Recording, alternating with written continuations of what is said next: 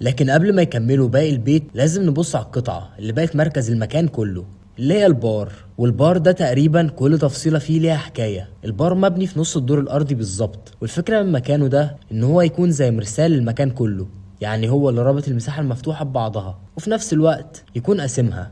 البار ده هو اللي فاصل الصالة عن أوضة السفرة والمطبخ، وهو أول حاجة عينك هتيجي عليها لما الباب الرئيسي يفتح. والشياكة كلها في إن البار ده مش معمول من خشب عادي، ده كله خامات مستعملة وليها تاريخ في مدينتهم.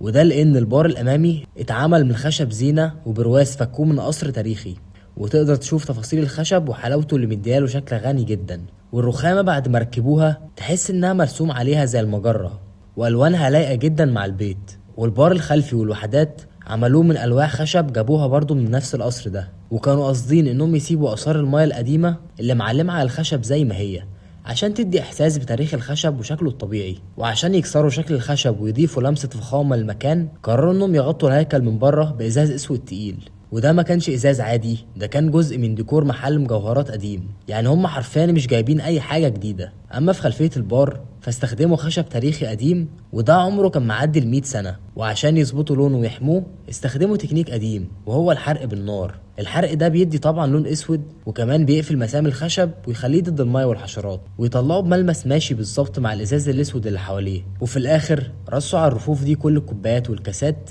اللي كانوا بيجمعوها من كل مكان على مر السنين، ومعاهم مشروباتهم المفضلة.